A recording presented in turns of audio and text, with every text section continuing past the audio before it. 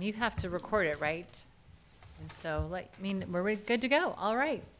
Good afternoon, everyone. Welcome to the Western Placer Waste Management Authority Board Meeting of May 15th, 2025. We will call the meeting to order and start with a pledge of allegiance led by Director Reedy.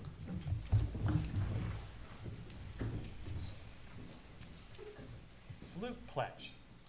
I pledge allegiance to the flag of the United States of America and to the republic for which it stands, one nation, under God, indivisible, with liberty and justice for all.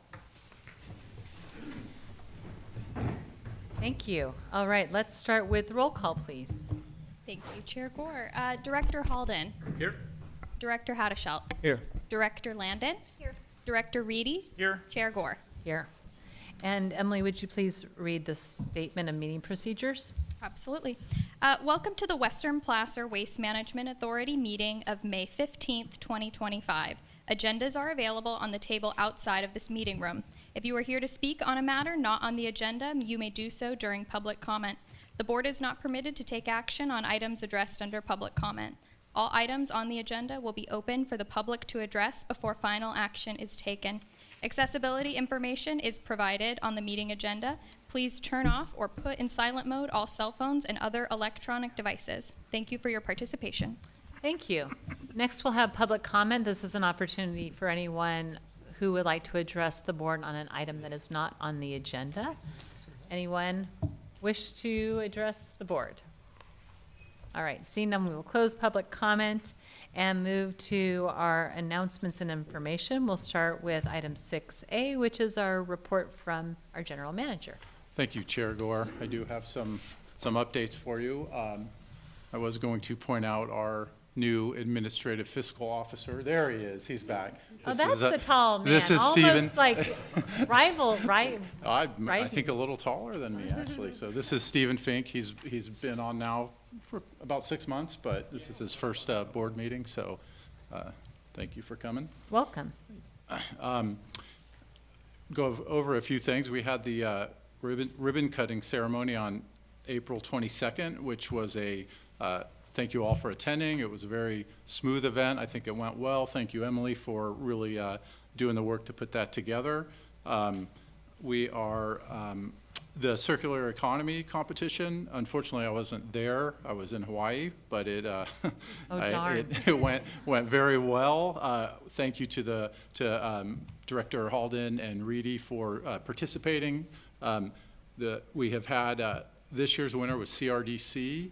And we've actually had several conversations with them about the possibility of them creating a manufacturing facility on site. There's a lot of interest there, so we're going to continue those discussions and hopefully move that forward. It seems like a very good opportunity. July 1st is the date for processing material on the new line, and we're just eagerly awaiting that date. We're very excited for that date to come so we can see it in action. The beneficial use of landfill gas RFP is in the final stages of review, legal review, and it should be hitting the streets within a month, hopefully sooner. So that'll be an exciting project to get going on as well. And we continue to have discussions with Wisewood Energy and FCC on a site use agreement for a woody biomass facility, also another exciting project that hopefully will keep moving forward over the next couple months. From Emily, on a very positive note, public tours after a year hiatus are starting up again due to the construction being at a phase where we can have people coming through. So that's been picking up, and she would encourage you to let your constituents know that they could sign up for tours on the website. There's actually a web page for tours, and school tours are starting again in the fall, and I believe this is the first time since COVID that they've stayed away. There's been some special tours here and there, but they're kind of opening it up to all schools, so that's a good thing moving forward past that phase, and it's going to be fun to show the students the new facility. And that's it. Thank you. Great, thank you very much. Any questions? I don't have no question, but July 1st is my birthday, and I can't think of any greater gift than Yeah. to have a new line open and ready to go. So If you come by I'll there, be sure to celebrate. if you that come day. by, there might be a cake for you. All right, let's move to item 6B, which is our auditor's report. And does anybody want to introduce our auditor, Andy Sisk, before he comes up? Or not? We all know Andy. Andy, well, there you go. Come on up, Andy. He doesn't need an Good introduction. afternoon. This one? Yes, It's it's on. Good evening, Authority Board of Directors, Andy Sisk, Auditor Controller. So I'm here today to present the financial statements for the Western Placer Waste Management Authority. The most important page in the ACFR for Western Placer Waste is on page 1, which is the Independent Auditor's Report, where the external auditors are giving you an opinion on the financial statements. Pleased to report again, you received an unmodified opinion, which is a clean opinion on the audit on the financial statements for the authority. Also within this document on page 3, they make reference to another report that they issue in accordance with what we call the Yellow Book. This is where the auditors would highlight any internal control deficiencies like material weaknesses, significant deficiencies, or material instances of noncompliance. I'm pleased to report there are no material weaknesses or significant deficiencies in internal controls over financial reporting, and there are no material instances of noncompliance. So that is a good thing. I always like to focus on the balance sheet, which is called the Statement of Net Position. That's like the first document I like to look at as a trained reviewer of financial statements. You know, when you take, and I love comparative financial statements, by the way, because you can kind of compare one year to the next, and you can see when you look at on page 12, there was a big swing in your current assets to current liabilities in that ratio. In the standard ratio out there, you like to see a 2-to-1 ratio. When you look at 2023, you see a 6-to-1 ratio.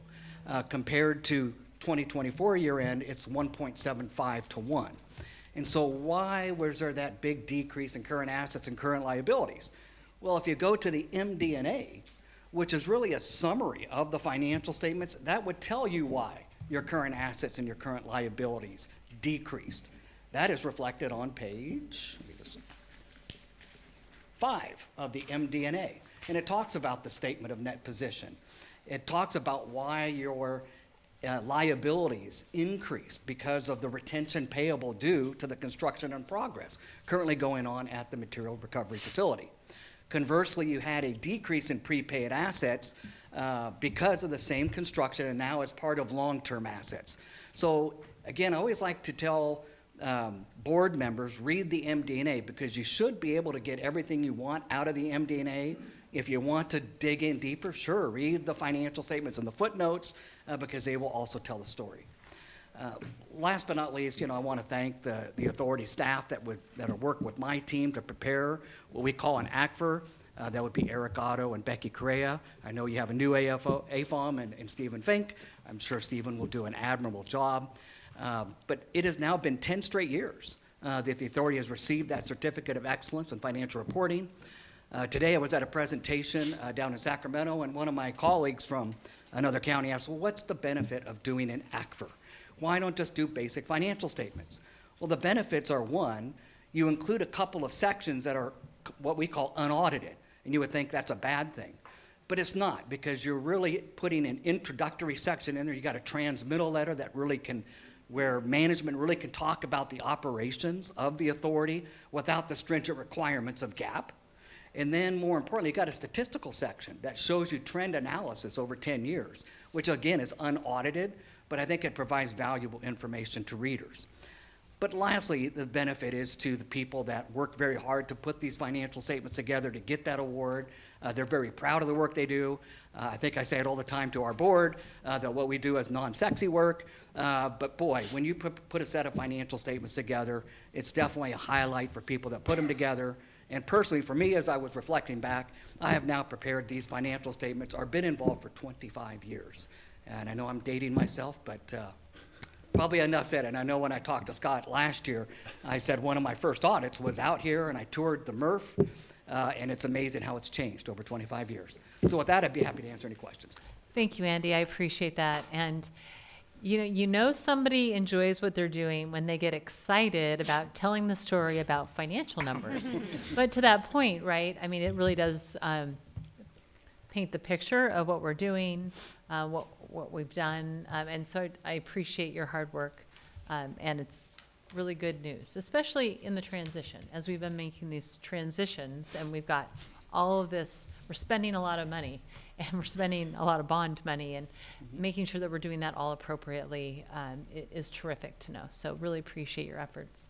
Any questions? Yeah, I would echo that. I mean, we have the fiduciary responsibility of, and we're being entrusted with public funds.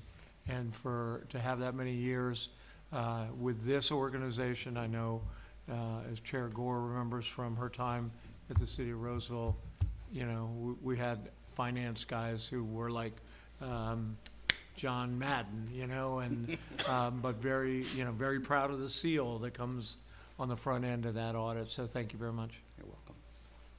All right. Any comments or questions from the public on this item? All right. Well, looks like we don't have to approve it, but thank you very much again, welcome. Andy, and Thanks, taking the time to be Yep. here this evening. You're welcome. Have a good night. We'll move to item 6C, which is an update on our financial reports. Hi, Eric. Thank you, Chair. Your board has the financial reports through April in your packet, and has been the case throughout the fiscal year. We're tracking above projections for revenues and below projections for expenditures, so still looking very solid for the year. If you have any questions about some of the overages or unders, happy to answer any questions you may have. Thank you. Any questions? Yeah, so I appreciate the inclusion of these charts. Oh, wait, that's the next one. Oh, that's the next one. Okay. Be thinking of the right answer. And I'm happy to open it up to the public for questions about our financial reports. All right, then we'll move to the tonnage reports, which is Will Scheffler. Good evening, Chair Gore, Board of Directors. You have the tonnage reports through April in front of you as we wind down the fiscal year. Everything is tracking pretty much in order as it has been, with a couple items of note. C&D and wood waste tonnage is lower than was budgeted for, as it has been for most of the year. And we've seen this probably from lower construction and remodel happening out there in the community. But of note of lately, we have noticed an uptick in construction traffic based on the current reroutes and the phasing for the past month, and this has turned customers away. Any day, a handful of customers will come in and then leave, and hand back their ticket. So we have noticed that as possibly contributing to the lower tonnages we're seeing. A positive note is the peak that you see for sludge and mixed inert tonnages, and that's from some large Caltrans cleanup. So that's that peak you see there. Other than that, I'd be happy to answer any of your board's questions. So Will, in regards to just, once we're up and running with the facility and traffic slowing the way it should be, it should not be a problem, right? Right now, we've got construction going on. Yes, that is the hope, yeah. Okay, great. Thank you. Any other questions?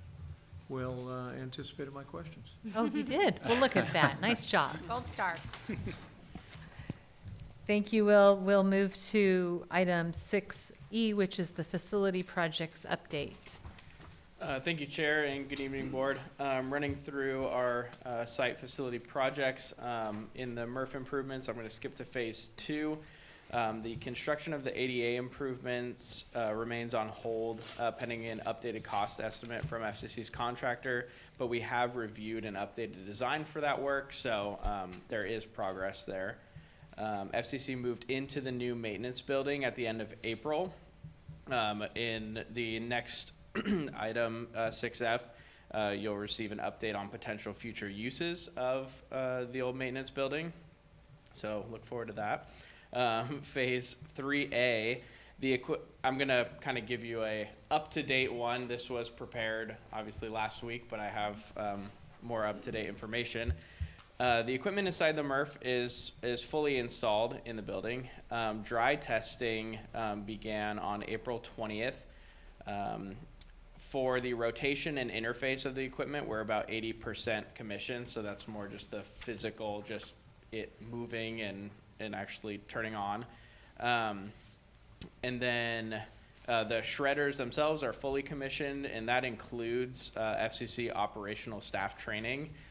The rest of the equipment staff training is scheduled for May 26th. Van Dyke is continuing work on the paper dryers, compressor, and residue loadout equipment installation as access allows. For the fire protection system, the entire completion of that system is estimated for May 29th. And on that day, we have an appointment with the fire marshal to get an inspection. And once that passes, we can actually run material on the lines to start the wet commissioning. Going to phase 3B for the covered ASP.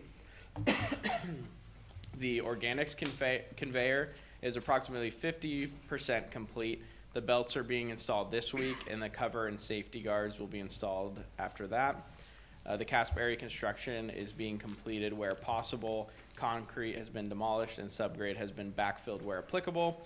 May 26th is the scheduled date of the final installation of the mobile CASP units. Those mobile units will allow organics to be processed through the compost despite the CASP not being completed. So the operation of the mobile CASP is just dependent on Water Board and LEA permit approval, but that approval is expected prior to July 1st. So just as an overview for a SB 1383 update, FCC is currently on schedule to have the equipment able to process material by July 1st. And then the partial completion of phase 3B is required to allow organics to come out of the MRF 2. So even though 3A and 3B are separate, they're tied together by that organics component. Moving on to the certificate of occupancy. Staff continues to work with Placer County staff with the goal of being able to provide your board with an actionable easement dedication package in a future meeting. There's been no indication of this process delaying the approval of any of the current open building permits. So they've been super cooperative, and we're still working with them to just get that all formalized, and it'll come back to you guys for that final decision.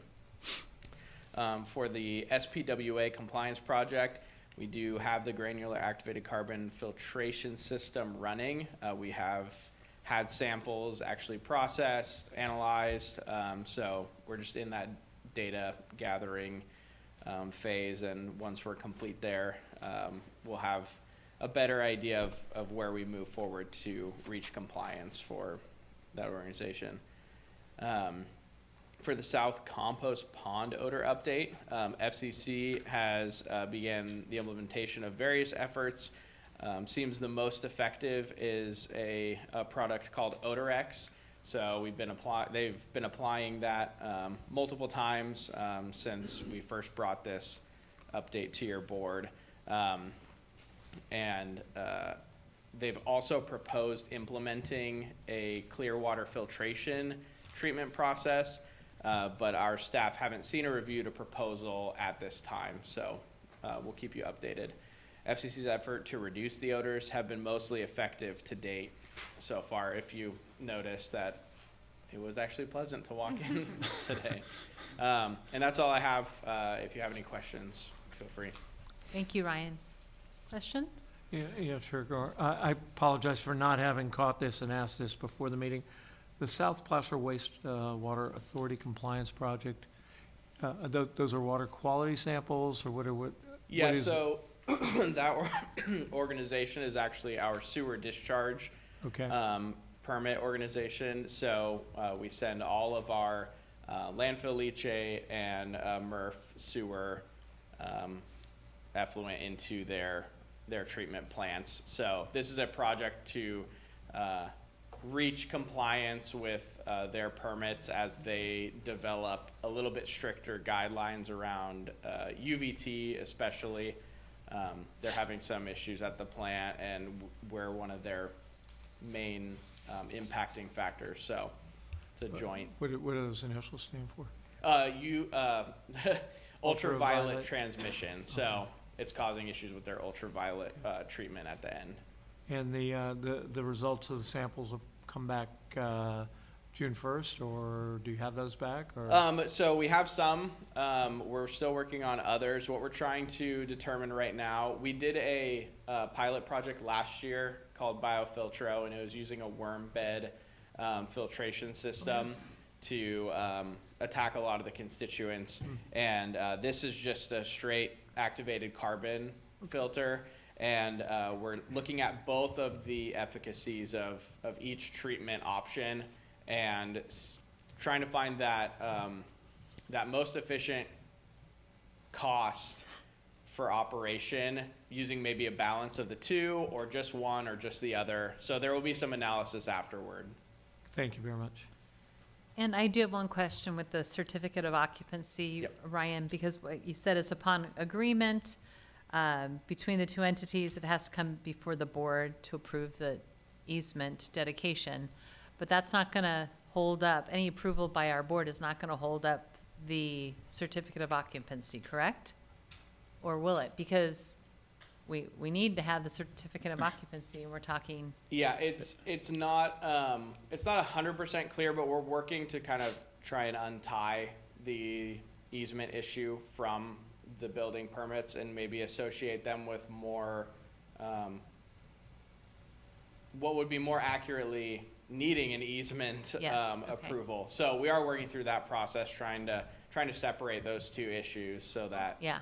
we just focus on this on the side and still get our occupancy. Because what I don't want to have happen is, oh, it's July 1st, and we need to have a emergency board meeting to do something. So I just want to make sure Correct. we're Yeah. not going to have our hands tied, basically. Yeah, we're looking at specifically the longer standing ones that will be the farthest out, and try and get it just tied to those if they have to be tied to something and not anything with the actual MRF Okay. and running of that Yeah, equipment. county staff has been working with us really closely to extend it to temporary COs until we get the final Okay. easement done. Great, So thank you. it's been working Appreciate well. that. Good question. Any public comment on this item? All right, we'll move to 6F, the circular economy update. Emily? Thank you, Chair Gore.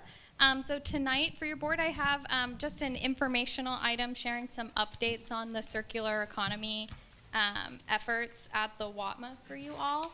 I have prepared some slides as well, just to give you some visuals as well. But I will go ahead and get started. Much of the WATMA circular economy efforts go back to a master services agreement signed with Sac State in September of 2021. And from that meeting, we developed really some work orders surrounding developing a circular economy innovation competition over the past several years. You can go to the next one. You can go to the next one.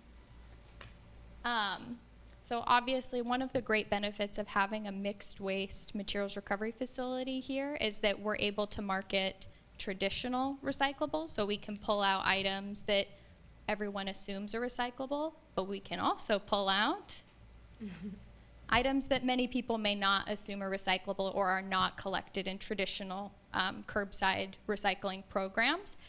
So that could be any item that a particular entrepreneur or buyer is interested in pulling out of the waste stream. So we held our first circular economy innovation competition at the Roseville Venture Lab back in April of 2023. And your board selected AgGen as the very first competition winner. These were sophomores at UC Davis at the time who were growing flies that ate trash in their dorm room that they turned into a animal food product. Next slide. Roommates love that. And then last year, your board, the judges selected Fiber Global as the winner of the pitch competition. They are a startup based out of Indiana that takes cardboard waste and uses a dry pulp process to produce a lighter, cheaper, and stronger MDF material, so kind of like the material that's used to build the desks that we have in this room. And staff is still working with Fiber Global. They're looking to expand to California, and so we are keeping them in consideration as we're looking at our eastern property. Next slide. Last month, we held the third annual Circular Economy Innovation Competition, where directors Halden and Reedy served as judges for this competition. In addition to, oh, I'm sorry, this is EcoBuilder. This is EcoBuilder. They were our second place winner in 2024, and they are also looking into utilizing our site and our materials. They take plastic waste and turn it into a recyclable building material used for siding and other things like that. Oh, I did want to point out on this slide, so for directors Reedy and Halden who were there, this year we had an entrant from Tanzania who was the only virtual participant in the pitch competition, which was really exciting. But ultimately, CRDC Global was selected as the winner of this year's pitch competition, like Scott mentioned, and we're excited to be continuing conversations with them on hopefully them developing a manufacturing plant on our site. In addition to CRDC Global, the judges elected to give two $1,000 prizes to Lorna M Designs and Fluid, who are companies that take rubber tire waste, but then also textile waste, and beneficially reuse them both as you know, purses, wallets, and other clothing items, as well as pet wear. Next.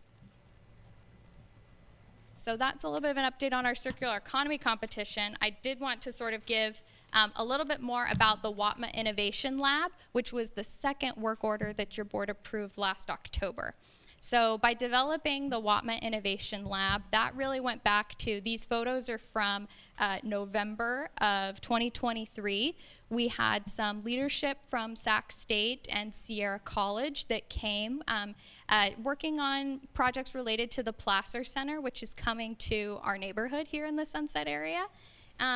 We were thrilled to give them a tour, and we were very happy that they were excited to be here, and we had a great workshop where we were able to talk through what does the future relationship between the WATMA and the Placer Center look like, and it really kicked off a lot of these discussions with many of the faculty in these photographs wanting to do research here at the WATMA.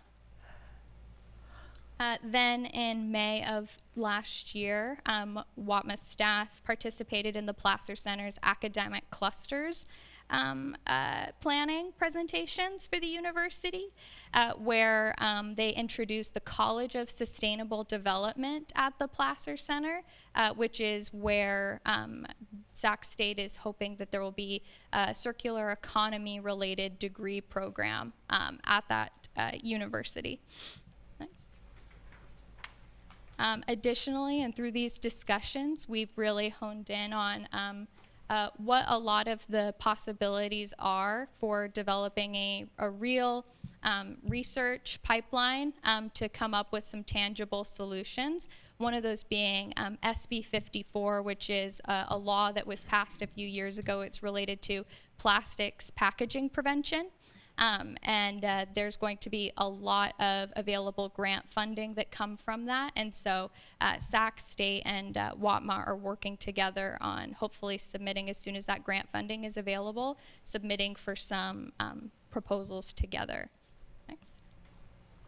And as the second phase of that innovation lab is developing a physical site where students, entrepreneurs, and faculty are able to test out and have a really hands-on approach to actually having proof of concept for their innovations, drawing inspiration from two different programs. One is RISEN at Arizona State University, so the Resource Innovation and Solutions Network, and the other is the Center for Manufacturing Excellence at my alma mater, the University of Mississippi. Which leads me to, this is a beautiful building of the future home of the WATMA Innovation Lab. Next, just wanted to kind of give you an update on what the space looks like inside. We're really excited to start to see what some of those possibilities are. Next. There is an office space in here already, which is great. And so just kind of needs a good dust before we're able to bring people in. Next slide. Power washing. Yeah. But it's got really great bones as far as, being an available space, as well as one of the really great benefits for not only the interested entrepreneurs, including some groups at Sac State and Wood Creek High School, is that it's got really high voltage power hookups, as well as all of the utilities are already in place. Which makes it a little bit of hopefully a no-brainer to sort of fully realize that space. Next slide. And that leads me to the WATMA's Eastern Expansion property. As your board is aware, this image is based off of the project that your board selected as part of the Renewable Placer Waste Action Plan, which set aside roughly 300 acres of our site for future compatible manufacturing development. As seen on this image, on the western property, there's a section just south of the future landfill area, as well as the entire eastern expansion property. Given the growth in the region and where that's happening, staff have really worked on focusing on the eastern expansion property as the first potential site that we could develop to put a manufacturer on. And so that is where we are currently at, is we're in the early planning stages of using some of the information that we've received from CRDC Global and the roughly 24 other interested businesses to really put something formal together beyond just the conceptual that it is right now. And with that, I am happy to answer any questions that your board may have.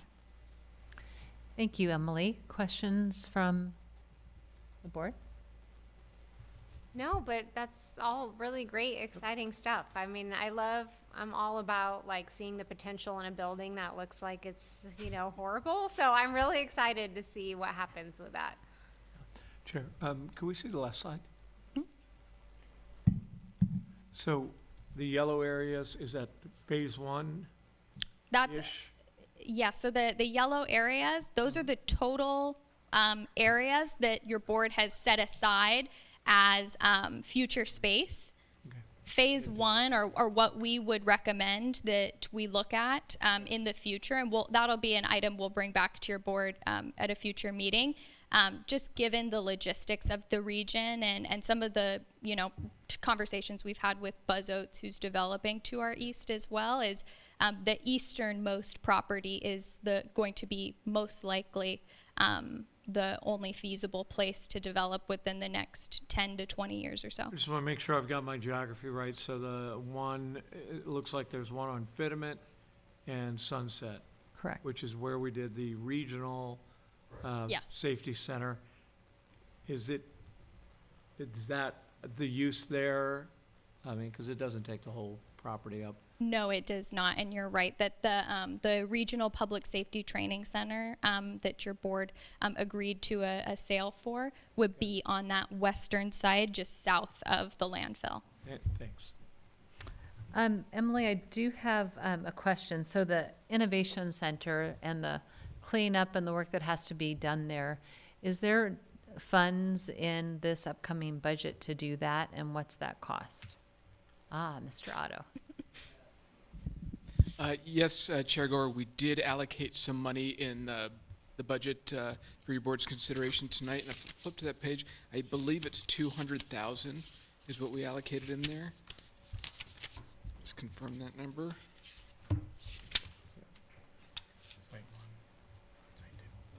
Yes, we identified 200,000. Okay, and I want to make sure I know, right, because certainly a use, and if we're encouraging people to come and try things, especially students, and then one day that turns into a business, great, but I just want to know, okay, we're going to spend some money to do that, no problem. Appreciate that. And then I think it's great, right? We have Placer Commerce Center that's right adjacent to our future compatible manufacturing. And sewer and water is all gonna come out that way. And so then the question that we have as a board is, when do we focus on this? What do we do? What should we do versus somebody else do? And I think we're gonna have those conversations. And certainly, I think it's great. And I think we're gonna have to have those conversations. And then when do we do it, right? But open to looking at it, and at the same time knowing there's a lot going on right now. And I wanna make sure, like, we have the staff resources to do it, right? Because we've got to make sure we're running this facility well. Then we've got the RFP with the gas, and that's gonna be a new thing. And I just wanna make sure we're balancing our time appropriately, right? And that's obviously up to you. But Agreed, and we will, the plan is to wait until the sewer comes up to the property or as close as possible, so that would reduce the amount of money we would have to spend to get the connection there. So we're closely monitoring what Buzz Oats is doing, and then going to, piggyback off Right. them as much as possible. because I think the question for us too as a board is, what do we invest? Do we invest money to put in sewer and build those lots out, or do we sell it to somebody else to do so, right? And those are those conversations we'll end up having at some point.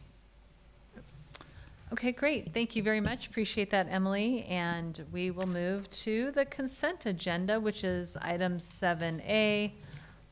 We've got a number of items on the consent agenda. So did anyone want to pull out an item from the consent agenda?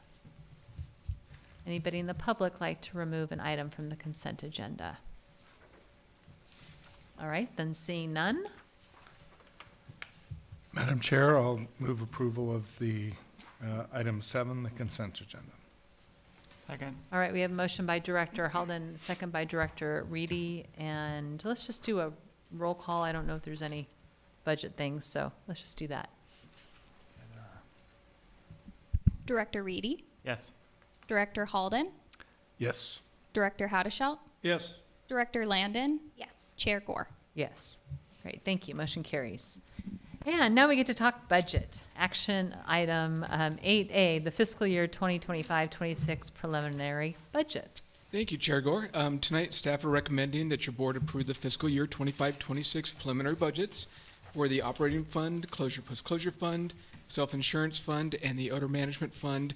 All those are identified in exhibits A, B, and C in your packet.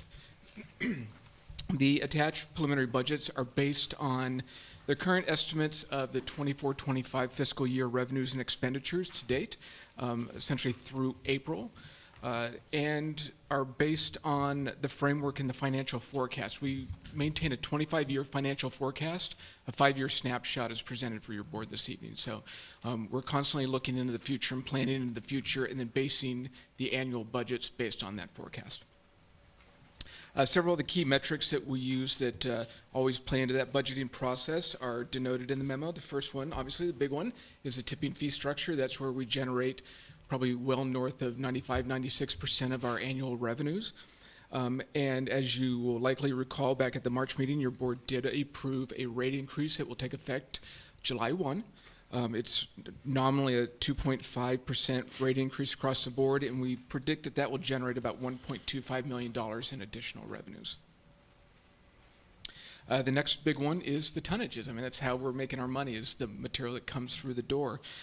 We anticipate roughly 482,000 tons total of material arriving at the site next year. That does represent a slight decrease compared to the projections for this year, to the tune of about 1.5%. But part of that is a reflection of the oddball tonnages that we get. The one-time construction projects, or as Will noted in his presentation, the spike that we saw from Caltrans are bringing in that road cleanup debris. We don't count on those things as in our budget to happen year over year, because we can't really predict that they will. Certainly, our residents generating waste, we know that that's going to show up year after year, but kind of the storm damage and one-time projects we don't like to rely on. So when they show up and generate additional revenue, that's good for us. The next big item is grant funding, as we've, I think, told your board many times, because we're extremely proud of the achievement, is that we did secure roughly a $10 million organics grant. We're not sitting back on our laurels. We're continuing to look for other grant opportunities, because if there's money out there that we can use to help offset our costs here, we're absolutely going to be trying to find it, trying to get a hold of it and bring it back here, bring it back home. In 24-25, we received roughly half of that grant funding, about $5.9 million, roughly $6 million, and the residual of that, the remainder, we will realize in 25-26. A lot of that is tied to receiving invoices from FCC on the MRF construction. So when we get those invoices, we're able to turn them around and apply for reimbursement from the state. Debt service and coverage, that's one that we'll be living with as long as our bonds are in place. And as noted many times, we do have to generate additional revenues to demonstrate that we're in a financially solvent position to our lenders. There's upsides and downsides to that. The upside is, we make sure we've got that additional revenue that we can tuck away and use to pay out the bonds or make other investments later on. But it does mean right now that we're in that position where we probably need to be looking at hopefully incremental only, but rate increases probably typically every year. We do need to target at least 125% of our operating expenditures of having that much money available to pay off for our bonds, and we typically target between 135 and 144%, or 145%. We're looking at about 144% for next fiscal year. So a very solid position. It gives us a little wiggle room in case there's any kind of volatility in the markets out there that we're just not anticipating. Like tariffs and less coming exactly like to those.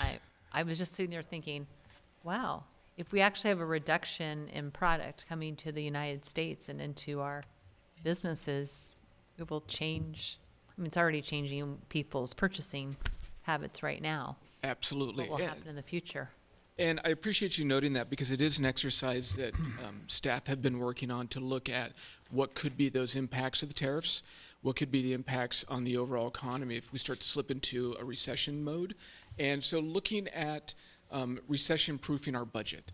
And, we went through an exercise of where could we pull back on spending if we needed to? What would happen if we saw drastic reductions in tonnages? And what we learned from that pretty quickly is we're actually pretty recession-resistant built into our model. So as our tonnages decline, our costs decline. As our tonnages increase, our costs increase. So we're actually able to buffer pretty dramatic swings in the waste stream. Not that we want to see those, Right. but probably fare much better than other industries would. We're also in a very favorable position that we're near the end of the MRF construction, not the start. It would be a very different picture for us. But I think it also brings up opportunities, as you noted, about investments. Is if the economy does slip into a more stagnant position, we're in a really interesting financial position of maybe able to make investments in a time where the economy is a little bit weaker and get a better bang for our buck on items. So it's something that staff are continuing to watch very closely, and if and when things develop, we bring those to your board with recommendations. But just know that, regardless of what's happening upstream, we're pretty confident we can weather that. Thanks, Eric. The rate stabilization fund is the next one, and that's, as I mentioned, as we had that excess revenues that we need to generate to comply with the bonds, we put that excess revenue in that rate stabilization fund that your board can use for any number of it's funny what's called in the bonds is legal uses, so we just need to keep that in mind. But certainly we've looked at using that to pay down the bonds when we're able to, reinvest in the facility when that makes sense, make other investments. It just provides your board quite a bit of latitude on how to use those funds to our advantage. Next big one, and this is a new one for us, is adding additional staff. And the reason I say that's new is heretofore, we've really relied on the county process to identify when additional staff will be made available to the authority. And that has been a tough one over the years because we felt like we're on a bit of an island down here and not always getting the resources that we felt that we needed. So obviously with your board's decision to enter the MOU with county and bring Scott on, that's provided quite a bit more flexibility to us. And so it provides your board the opportunity to denote and approve for modifications in staffing. So this year, staff are recommending to bring on essentially 3 new positions in one reclassification. So bringing on a new assistant engineer, reclassifying an existing position to a senior planner, bringing on an outreach coordinator, and then a second waste disposal site attendant. And there is an organizational chart that is included at the end of this report, just to help your board understand like how that would fit in with the rest of the structure right now. With the exception of the senior planner, we are envisioning that those would be WAPMA employees and not county employees. I think the interesting point there is that gives the authority the ability to really shape and structure what those positions are. We're not relying on an existing classification system nor an existing salary structure. So again, provides quite a bit of flexibility for this agency to figure out what is the right fit. So I say that so that we don't get hung up on the nomenclature of those positions, because it's simply a name. It doesn't really necessarily dictate what that position has to be or what it would be. And then finally, it's construction projects. You know, we're typically always doing something out here to modify the facility, and this year's no different. About $7.4 million in construction projects. Again, it's been the past couple years. The big chunk there is finishing up the MRF construction, but certainly construction going on around the site. And you know, if there's nothing else I've learned over my time here, is this site is never static. It is always changing, always will change, and that comes with its own cost. But in the end, very, very solid position. The reserve funds are looking solid. We are recommending your board cancel some reserves from our contingency fund. Again, a bit of a misnomer. It's really funds that we use for landfill-related construction. We do have a number of those. And that's what that money has been set aside for, specifically for landfill-related type construction processes. So with that, you know, all in, we would be looking at a net decrease in reserves of a little over $300,000. So, you know, when you're talking $52 million and change in reserves, a $300,000 reduction is pretty nominal. So that was a lot. And if your board has any questions, I will turn it over to the board. I just wanted to. There you go. Thank you. I just wanted to clarify a little bit. We did include some extra information in the packet on the staffing, and I wanted to just, you know, and I think Eric did a great job explaining it. We put a lot of thought. We're thoughtful in any staffing we recommend, because we want to operate as efficient as possible, and the staff that we're expanding is intended to bring in more projects in-house and more items that we're spending on outside consultants. We have fairly large contracts with some outside engineering consultants. So we're hoping to phase those out, and this is the first step, and reduce those contracts down to a very minimal amount, if not completely reduce them. And those are $2 million contracts, and you know, just one of them is a $2 million contract. So although it looks like, you know, we don't want to add staff for just the sake of adding it. We want to make sure that we have projects that they can work on, and in the end, it actually could result in a net savings. So just a little clarification. Thank you. I appreciate that very much, since I asked that question, and like, what do the positions look like? And you had told me that, and I thought, we need to know that, right? Yeah. The whole idea. And I had taken a look at the labor study. Well, I found the labor study and pulled it out, and then had every intention of looking at it a lot longer than I did, which was more than just a few moments earlier this week. But if I recall, and you might have taken a look at it, Eric, you might remember it very well, but there was a need at some point to increase, if I recall, Yes. the need for engineers. Yes. Makes sense to have more help as the site attendant, right, with the folks that are coming in and out. That's important.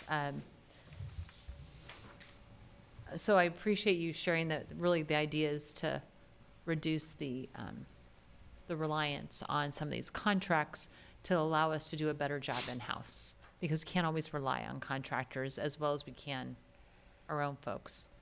And gosh, we hadn't really grown very many positions in a long time. Maybe Emily's position was really the last real position before we transitioned. from the county. I could be wrong. Okay. All right, questions on the budget? Just, thank you, Madam Chair. On the interest and investment income, I see a projection for it to go down from about 1.1 million to 300,000. Given our $20 million rate stabilization fund, that would be interest on that, right? It would, and the big reason for that reduction in investment income is we were making quite a bit of money on the bond proceeds until they were spent. So we were continuing to generate revenue on those bonds, and as the bonds proceeds are spent, then there's no longer the ability to make the interest on that money. So the folks we worked with at the Treasury had structured it, and your board had approved it at least on one mechanism to not sell bonds for the total amount that we needed for the project, and actually sell a shorter amount and then do a guaranteed investment contract where we were generating a high yield on those bonds to help reach the total maximum cost that we needed to build the MRF. So it was kind of baked in from the start that we would be generating quite a bit of interest revenue on the bonds. Then the banks that we were working with were continuing to do other investments. So we were seeing multiple investment mechanisms on those bond proceeds until we drew them down. So that's why you see the change, a significant change from this year to next year, Okay. is the bond proceeds will be. And the rate stabilization fund, who's managing that money and getting us whatever interest rate we're getting? So the county treasurer manages all of our funds. It goes into the overall county pool and is managed and invested by the treasurer. Okay. My recollection was that the bond proceeds were being managed by somebody else. Is that? Yes, that is correct, because we never had direct control of those proceeds. They were being held by a trustee, so they were not held by the treasurer. Okay. All right. Any idea what the county is getting on their money these days?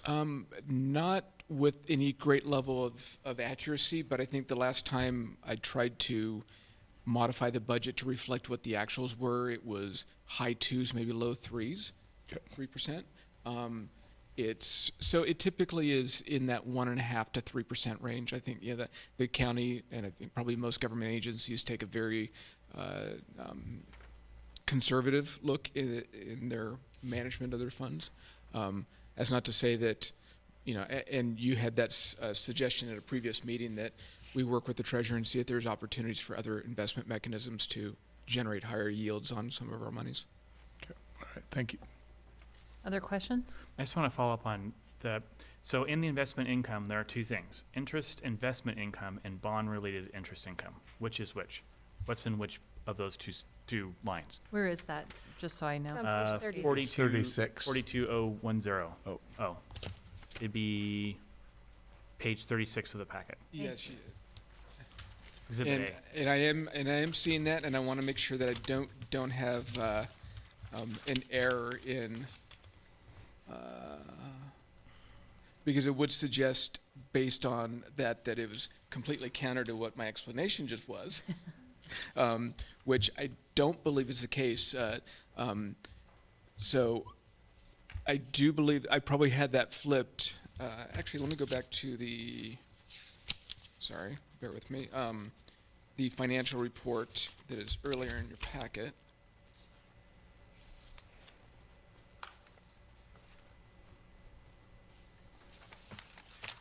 Well, I'm afraid I don't have the greatest answer for you. I really had thought that the bond proceeds were the larger of the share there in terms of the investment income. So I'd have to go back and take a closer look at that. Okay. Well, the only other follow-ups on the staffing, can you, we kind of talked a little bit offline about this, but maybe we can kind of repeat a little bit. So I'm a little less excited about the coordinator position given everything else that's going on site and some other things that are probably higher priority. The other two that are tied to a contract, is there like I think that you would share that there might be some kind of timeline. Is it a year or two, phase in, phase out, you think? What's your kind of thinking globally in terms of phasing some of those contractors out. Without knowing the full details, what I'm hoping for is we're going to rework that $2 million contract that is up in July with a new contractor with a 3-year plan to phase that out completely and train it and bring it over to us. So hopefully in year 1, we would reduce the contract enough to cover the additional employees that we're bringing on. Other questions? I'm good, thank you. I had one question about advertising PR outreach. Now I have to find it because I made a note, which the budget goes up a decent amount, page 38. I think that's the, outreach goes up by, well, 177,000. PR goes up by 275,000, business development, et cetera. So can you just share a little bit about those increases in the budget? Because they're fairly large. I know there's one outreach position, but And explain that for me, please. It's Sure. it's a decent And- bump. yeah, and I will let Emily chime in. Yeah, thank you, Chair Gore. Most of that is actually related to the facility opening happening on July 1st. And so really ramping up our information around a high diversion facility much more than we have been thus far, and increasing our advertising and other costs associated with that to increase awareness and publicity about the new state-of-the-art facility that we will have finally completed. Okay. And I think to add on to that, one of the big keys is not only is it helping the constituents here understand the system. That has been a big push over many years, is to help residents and businesses in Placer County understand they actually do have a very successful recycling program. Yeah. But it actually now is going beyond that. We have generated so much interest outside of the county with entities that are very, very interested in working with us, partnering with us, whether that's, a contemplation of, are we able to help some of the neighboring agencies achieve their regulatory goals too, and we profit in the end? Or is it that, we become even more well-known in the solid waste industry as a leader, that, it's really increasing our exposure across the board, all the way from the resident to, very large businesses that can help generate additional revenue in the future for us. So I know historically for us, outreach has meant, let's go out to the schools and explain to kids what we do. But really here, I think outreach, when we're talking about it now, is a much broader audience. And, it can generate revenues, can generate interest that heretofore has not really been the case.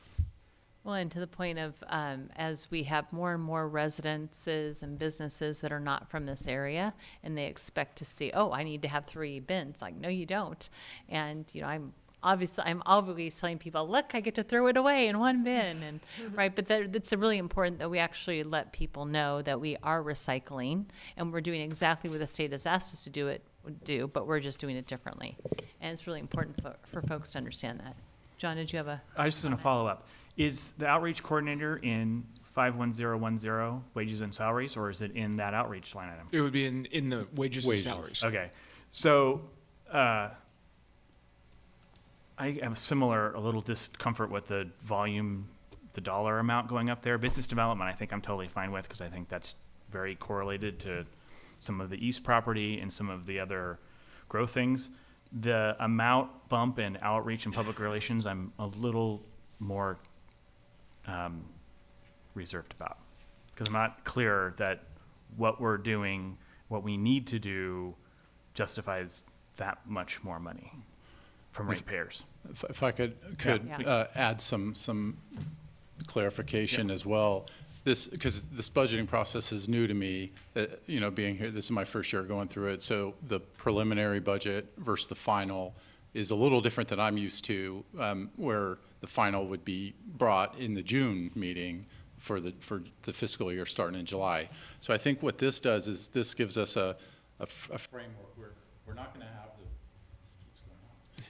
we're not going to have the people staffed on July 1st that are built in for the entire year. a lot of this expenditures will probably be adjusted down, up if they need to, but by the time we come back to with a final budget in October, that's when we're going to have the more accurate, precise numbers. Correct. And we can also, you know, per the board's direction, reduce some of those line items to when we come back for the final. What, and I'm sorry to interrupt. I would also suggest is that, given that, I mean, what you're seeing is essentially 4 or 5 numbers on a sheet, and you know, what does that really mean? Perhaps bringing an item back in between preliminary and final to provide, you know, more context for your board on any of the items in the budget, advertising, staffing, whatever it may be, so that when we do bring the final budget back, we're getting that input from your board before that point, and we can adjust it accordingly. Yeah, maybe you can circle around on this whole preliminary and the final being 6 months after you have authority to spend money. So this is, I think, the only one I've been on so far that has the preliminary, which is essentially the actual real budget from July through October. And then October we'll come back and get a final. And I'm used to in the city side that there'll be a revised budget, and because you learn new things, especially for us in Lincoln that are 2 years. So how does that work? Because I feel like you're saying preliminary, but it is essentially an authorization to spend everything that's on here.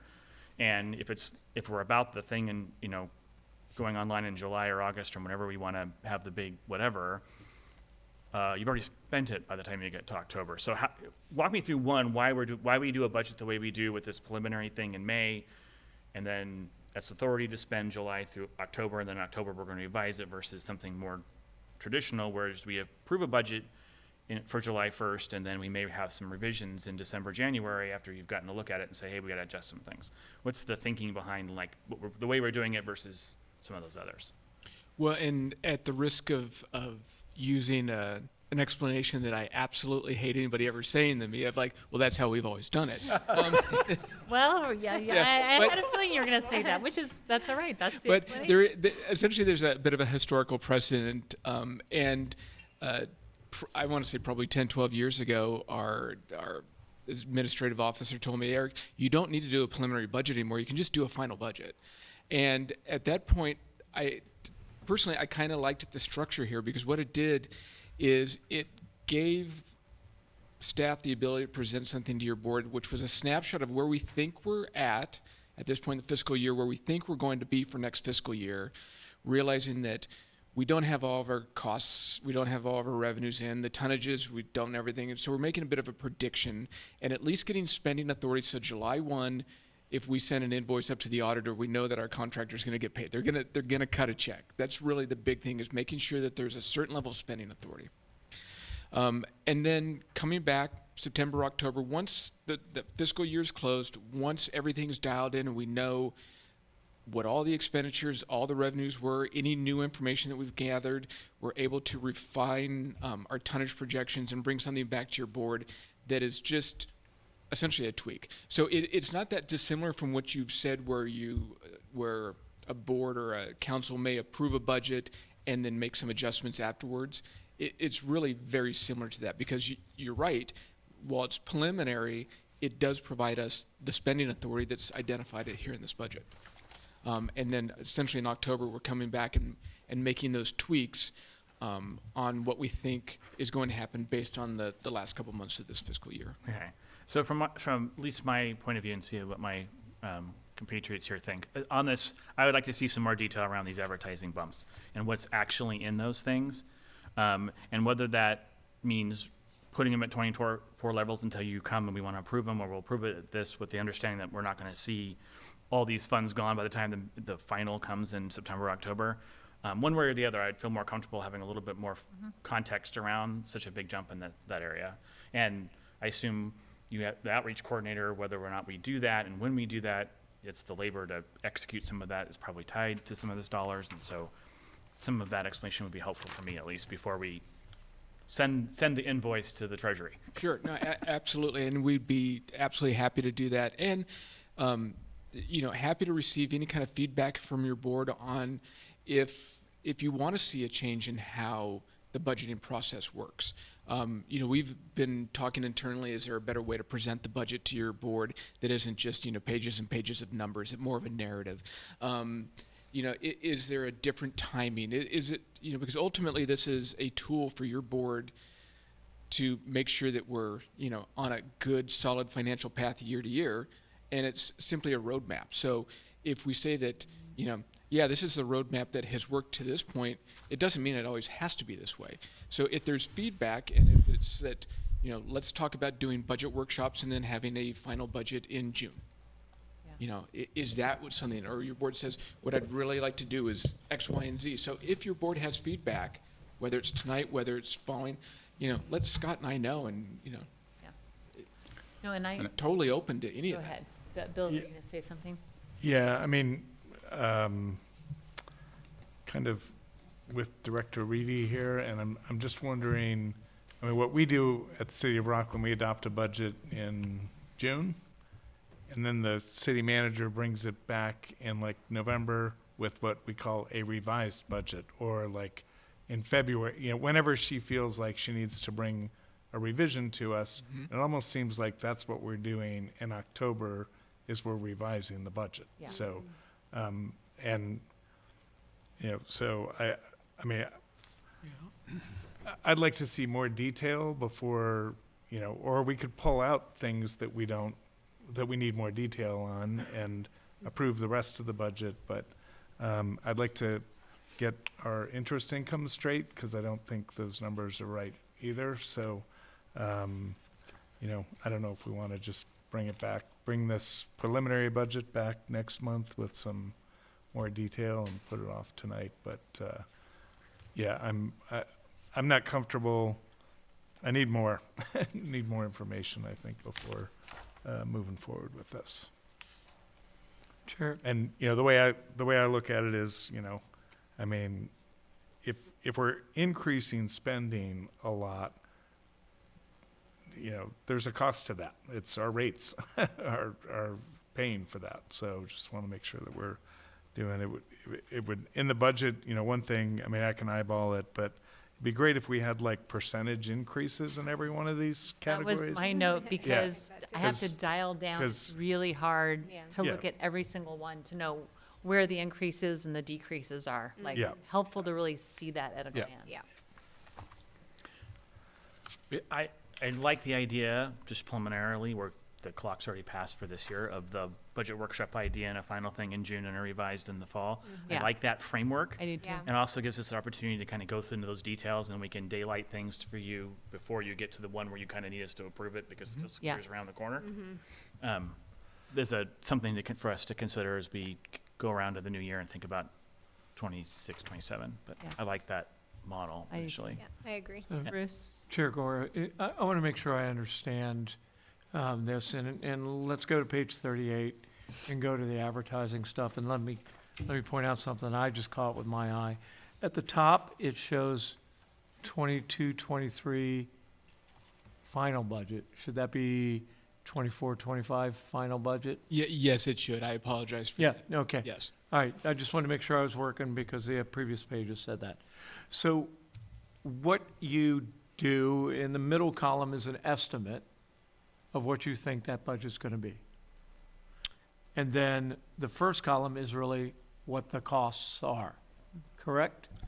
The first column, the one that's mislabeled, is what your board approved last year. Okay, The middle column estimated is what we think those individual accounts will come in this year. okay, And then thank you. the next I one had it is, reversed. Yeah.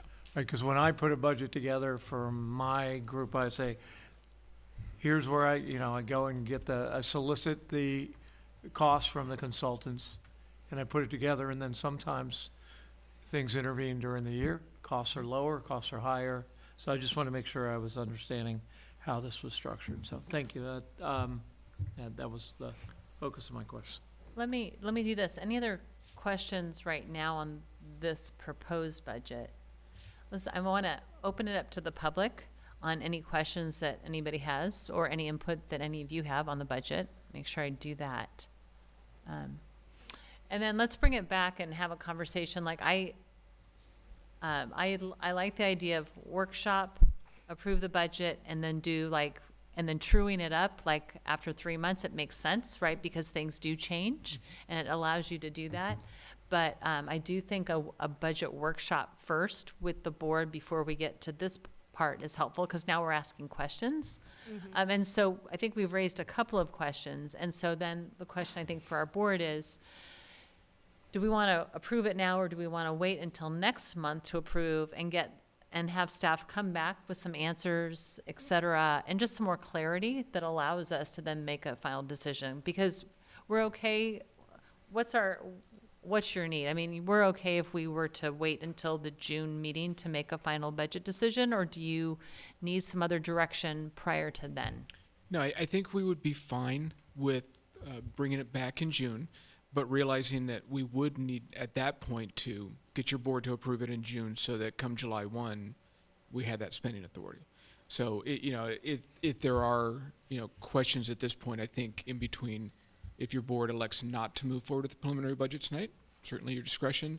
I would ask that, there'd be conversations between you and Scott and perhaps myself, as revise this, so that when we come back next month, some of those concerns are addressed and, Yeah. and the board would feel comfortable in I think we approving could it. bring it back in June, and we know some of the concerns tonight, so we could break those out at a further level of detail and work through the board prior to that meeting in any areas where there's some questions.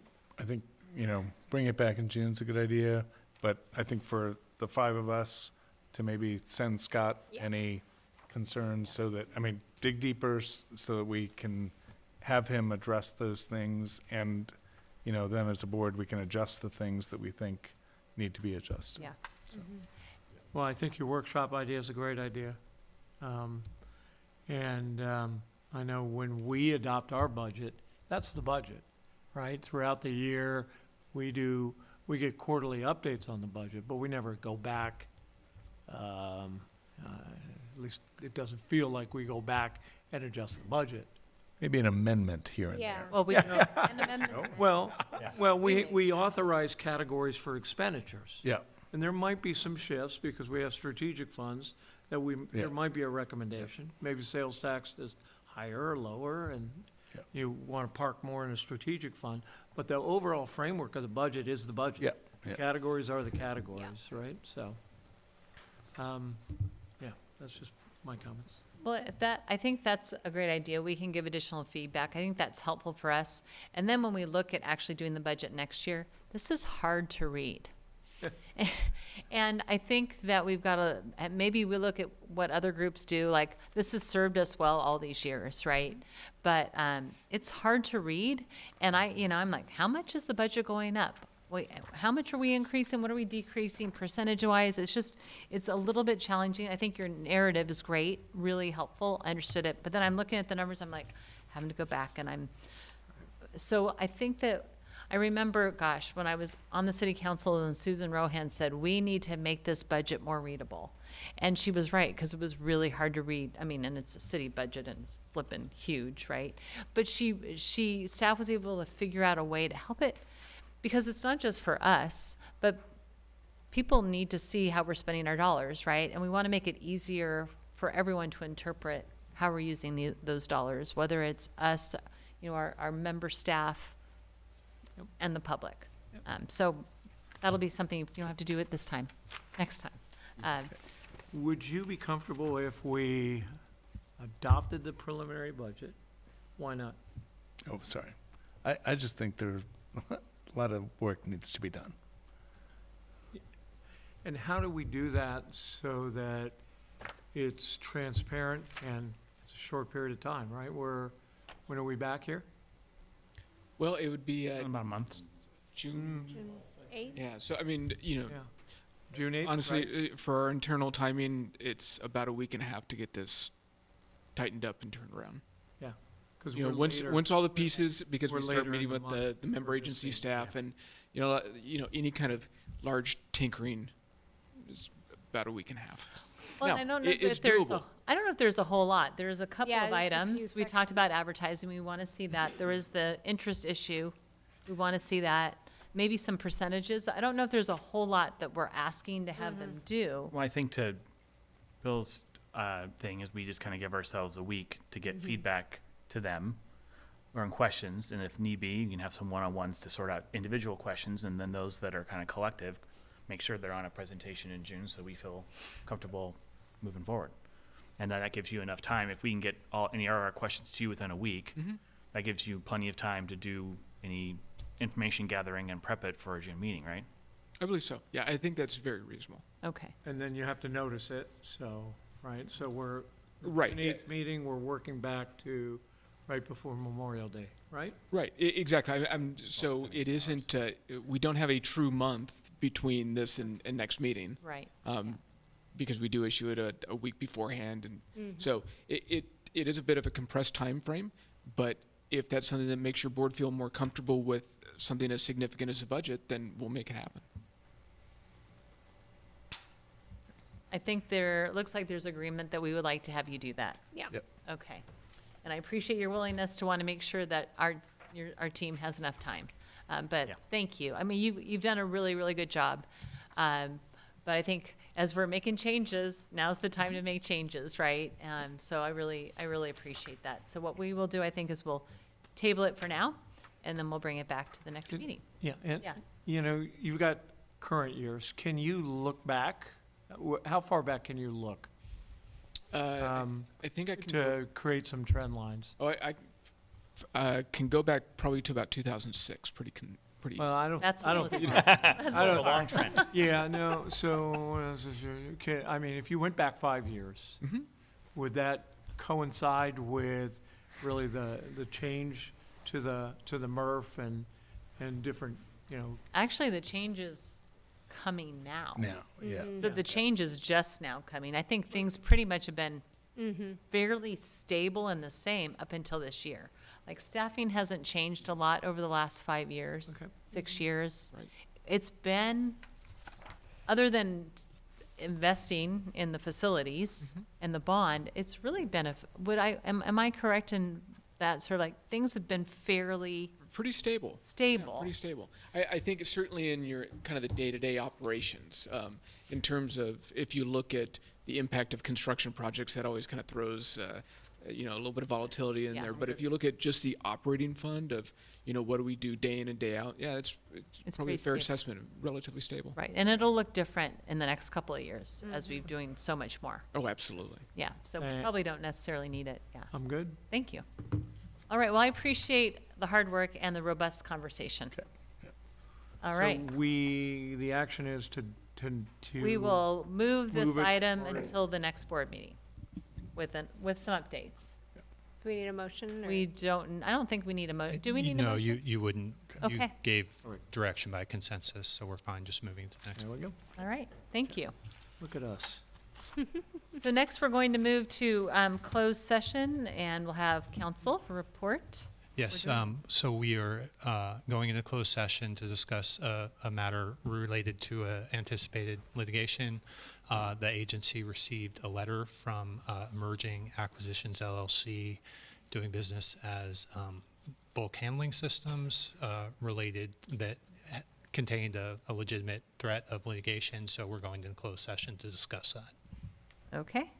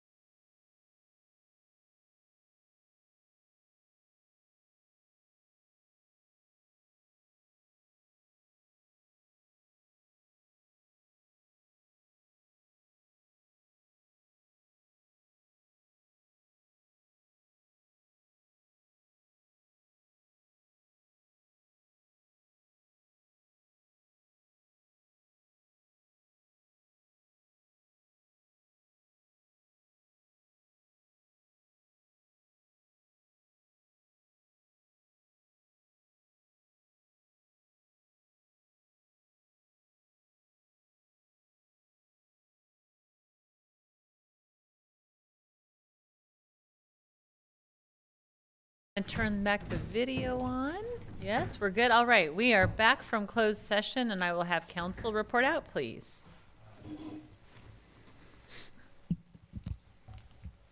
Thank you, Chair Gore. Yes, so the board discussed the matter of anticipated litigation in closed session, and there's no reportable action on that item. Great, thank you very much. All right, item 10, reports from directors. Any reports from any of my colleagues? Nope. Seeing none. Any upcoming agenda items? I think we've already given direction for one for next month. And with that, then we will adjourn to our meeting in June, where I will not be attending. Oh, you won't be here for the budget thing. I will not. But I trust all of you to do a great job. And whoever is vice chair, who's vice chair? Bill? All right, you will be chairing the meeting next time. I will